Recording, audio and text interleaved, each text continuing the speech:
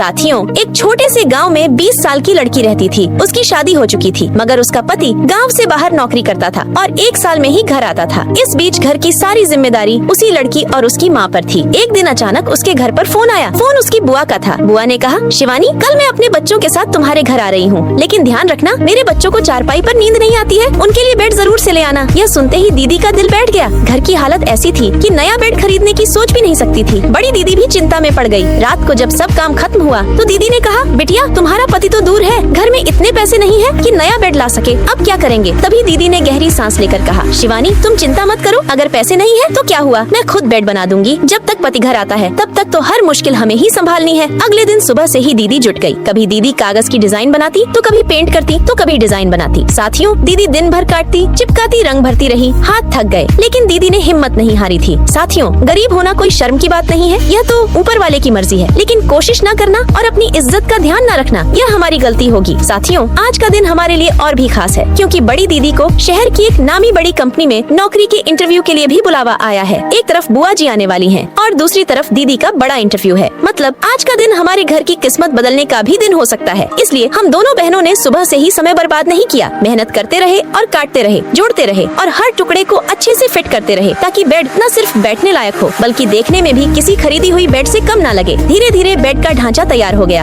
अब हमने उसकी सीट और बैक को और मजबूत बनाने के लिए कपड़े और गद्दे का इस्तेमाल किया, ताकि बुआ जी बैठकर आराम महसूस करें। फिर उसके किनारों को अच्छे से सजाया, ताकि दिखने में आकर्षक लगे। साथियों, ये बेड सिर्फ बैठने का सामान नहीं, बल्कि हमारी मेहनत और हमारी इज्जत का प्रतीक है। हमारी मेहनत लगभग पूरी हो चुकी है, अब बेड तैयार होने ही वाला है और हम दोनों बहनों के चेहरे पर संतोष और उम्मीद साफ दिख रही है। अब देखना ये है कि बुआ जी बेड को पसंद करती है या नहीं, लेकिन उसे देखने से पहले रुक जा बेटा, मैं तुझे श्राप देती हूँ, आज रात 12 बजे तेरी माँ मर जाएगी। अगर तू अपनी माँ को सही सलामत देखना चाहता है तो इस लड़की की वीडियो को लाइक करके चैनल को सब्सक्राइब कर दे और कमेंट बॉक्स में माँ लिख दे, तेरी माँ बच जाएगी, ये मेरा आशीर्वाद है। साथियों, लास्ट में दीदी ने कितना सुंदर बेड बना दिया।